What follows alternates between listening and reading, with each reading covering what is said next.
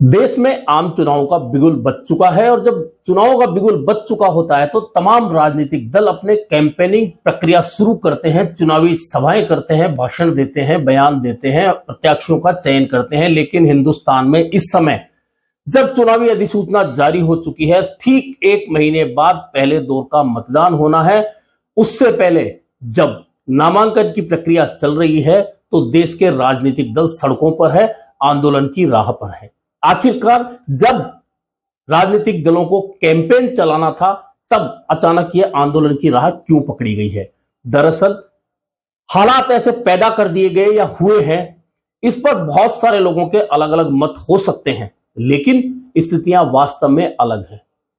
देश की सबसे बड़ी पार्टी, सबसे पुरानी पार्टी कांग्रेस, उसके बैंक अकाउंट फ्रीज कर दिए गए हैं ठीक चुनाव से पहले जब कैंपेन स्टार्ट होना है। दूसरी ओर झारखंड के मुख्यमंत्री हेमंत सोरेन को ईडी गिरफ्तार कर चुकी है। इधर एक दिन पहले ही अधिसूचना जारी होने के बाद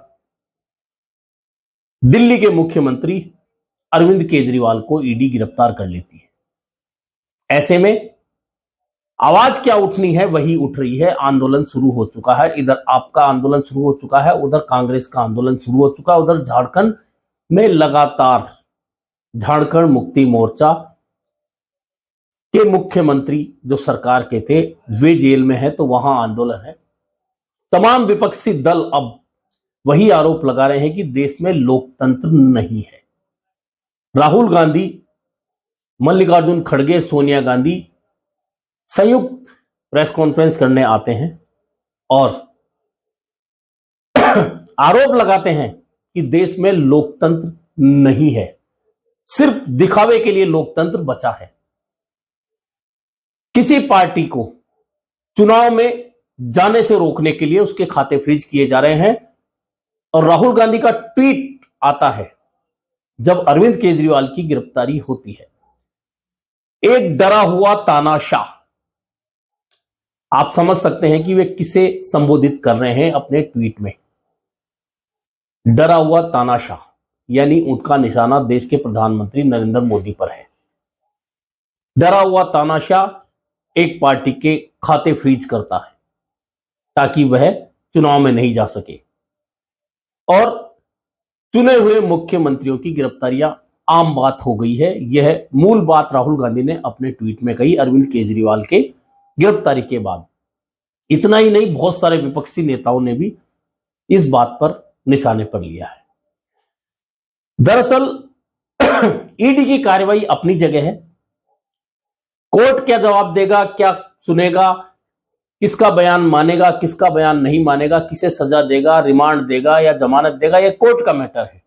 लेकिन सवाल टाइमिंग के हैं कि जब देश में अधिसूचना चुनाव की जारी हो चुकी है तब क्या देश में किसी चुने हुए मुख्यमंत्री की किसी सरकारी एजेंसी की ओर से गिरफ्तारी को सही कहा जा सकता है? वह भी तब जब 2 साल से कोई केस चल रहा है जिसमें पूछताछ चल रही है। तो क्या यह पूछताछ का दौर चुनाव तक रोक के नहीं रखा जा सकता था? अब सवाल दूसरी तरफ ले चलिए। वह विपक्षी पार्टियां इसलिए सवाल उठा रही हैं कि एक और तो भाजपा कहती है इस बार 400 पार, और यदि आप 400 पार हैं तो फिर आप डरे हुए क्यों हैं? और आप डरे हुए नहीं हैं तो किसी पार्टी के सारे खाते क्यों फ्रीज करवा रहे हैं? अगर आप डरे हुए नहीं हैं तो चुने हुए मुख्यमंत्रियों को चुनाव से पहले क्यों गिरफ्तार करवा रहे हैं? सवाल मूल यही है और इसी मूल में पूरा चुनाव छिपा हुआ है। और अब तक तो राजनीतिक दल इस तरह की बातें कर रहे थे, लेकिन अब अरविंद केजरीवाल की गिरफ्तारी के बाद आम लोगों में यह चर्चा होने लगी है कि यदि कोई पार्टी 400 का दावा कर रही है तो फिर वह अपने चुनाव कैंपेन के बजाय उन सरकारी एजेंसियों का इस्तेमाल विपक्ष के खिलाफ क्यों कर रही है। दरअसल ये आरोप इसलिए लगातार लग रहे हैं कि ईडी ने पिछले 9-10 साल में जितनी कार्रवाइयां की है 85% कार्रवाइयां विपक्षी नेताओं के खिलाफ हैं, जिनमें सोनिया गांधी, राहुल गांधी से लेकर लालू प्रसाद यादव, तेजस्वी यादव, हेमंत सोरेन, अरविंद केजरीवाल, मनीष सिसोदिया, तमाम नेताओं के नाम लिए जा सकते हैं। प्रदेशवार अगर ये नाम लिए जाएं तो बहुत लंबी फेहरिस्त बनती है। कुल मिलाकर ईडी का इस्तेमाल हो रहा है, यह बात इसीलिए प्रूव होती दिख रही है कि 85% मामले सिर्फ और सिर्फ विपक्षी दलों के नेताओं के खिलाफ ईडी के पास हैं, उनसे पूछताछ हो रही है, उन्हें बुलाया जा रहा है, तो सवालिया निशान लग रहा है। दरअसल इसी के साथ अभी चुनावी बॉन्ड का मसला भी चल रहा है। दरअसल एक दिन पहले ही एसबीआई ने तमाम डाटा सौंपने के बाद हलफनामा सुप्रीम कोर्ट को दिया था कि हमने तमाम जानकारी दे दी।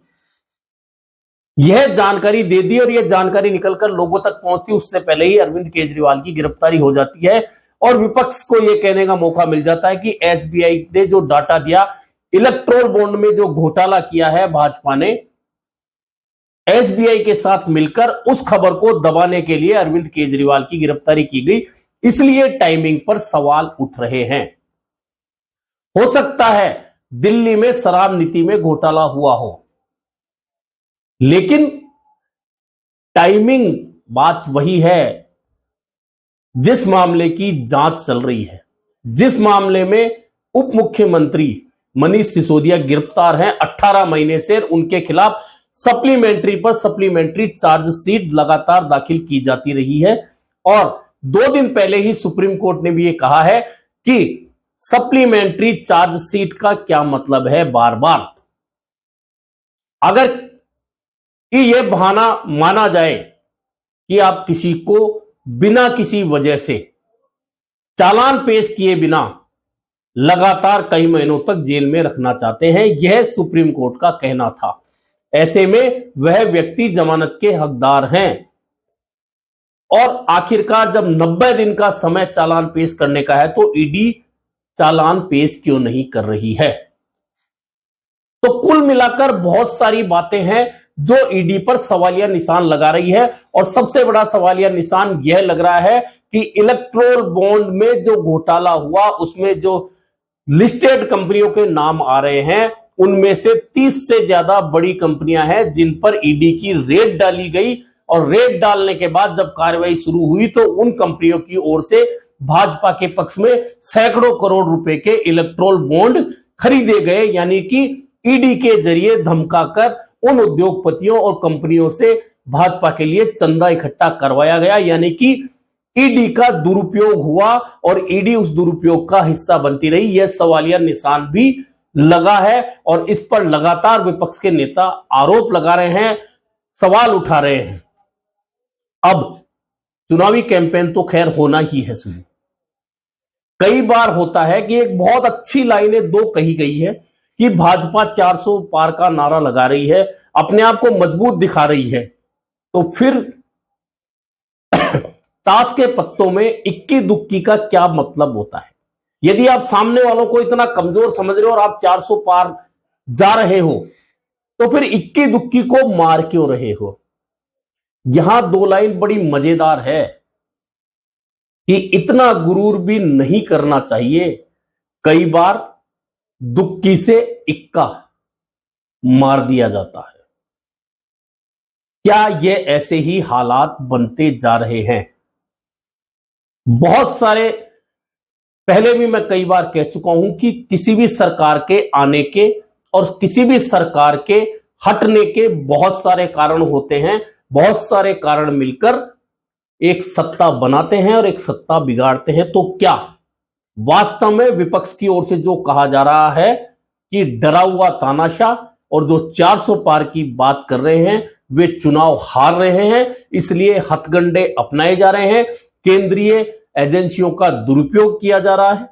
और राहुल गांधी का तो सीधा सीधा आरोप है कि चुनाव आयोग और तमाम लोग चुप्पी साधे बैठे हैं और अलोकतांत्रिक तरीके से जो भी काम हो रहा है उस पर आंखें बंद किए हुए हैं। यही बात कहने आज अरविंद केजरीवाल की गिरफ्तारी के दूसरे दिन, यानी कि जब ईडी रिमांड मांगने कोर्ट गई है, कोर्ट में केजरीवाल को पेश किया गया है। सड़क पर आपका आंदोलन चल रहा है केजरीवाल की गिरफ्तारी के खिलाफ, और यूथ कांग्रेस का आंदोलन दिल्ली में हुआ है खातों को फ्रीज करने के खिलाफ। तब विपक्ष के नेता यानी कि इंडिया गठबंधन के नेता चुनाव आयोग के पास गए हैं कि अधिसूचना जारी होने के बाद, चुनावी प्रक्रिया शुरू होने के बाद आखिरकार किसी मुख्यमंत्री की गिरफ्तारी कैसे की जा सकती है। हालांकि चुनाव आयोग पर सबसे ज्यादा सवालिया निशान पिछले दिनों से लगे हैं और अभी भी लग रहे हैं, लगातार लग रहे हैं। जिस तरह से अभी 2 चुनाव आयुक्तों की तब नियुक्ति हुई जब एक चुनाव आयुक्त बीच में ही चुनाव सर पर आते देख उससे पहले ही इस्तीफा दे जाते हैं। यानी कि बहुत सारी बातें एक दूसरे से जुड़ती हैं और केंद्रीय जांच एजेंसियों के साथ ही चुनाव आयोग पर सवालिया निशान लगाती हैं। हालांकि अब चुनाव का मौसम शुरू हो चुका है। कई बार ताकतवर व्यक्ति अपनी ताकत का बेजा इस्तेमाल जब कमजोर पर करने लग जाता है तो वह कमजोर लोगों की निगाह में बेचारा बन जाता है, और यदि कोई बेचारा बन जाता है तो हिंदुस्तान गवाह है इस बात का कि बेचारा सहानुभूति का हकदार हो जाता है, और राजनीति में जो सहानुभूति का हकदार हो जाता है, निश्चित मानिए कि वह सबसे बड़ा विजेता बनकर उभरता है। तो क्या भाजपा या केंद्र सरकार वही गलती दोहरा रही है कि एक कमजोर को लगातार दबाने का प्रयास हो रहा है, यानी कि विपक्षी दलों को दबाने का प्रयास हो रहा है। एक और खुद का 400 पार का नारा लग रहा है, दूसरी आड़ जिनको कमजोर कह रहे हैं उन्हें दबाया भी जा रहा है। कहीं वे कमजोर सहानुभूति के हकदार हो गए आम लोगों के, तो निश्चित मानिए वे बड़े विजेता बनकर उभर सकते हैं।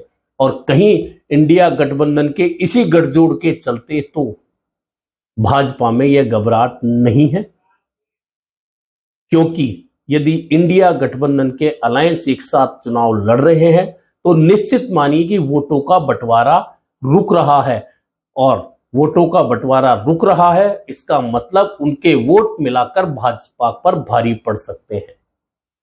देखना यह है, अभी चुनावी मौसम शुरू हुआ है, जैसे जैसे आगे बढ़ेगा 2.5 महीने तक यह मौसम चलना है, यह रुत चलनी है, उसमें कितने बदलाव आएंगे, कितने पत्ते झड़ेंगे, कितनी नई कोपल आएगी और कौन सी पार्टी धराशायी होगी, कौन मजबूत होकर उभरेगा, कौन मजबूत किसको दबाएगा और कौन कमजोर कब सहानुभूति का हकदार बन जाएगा।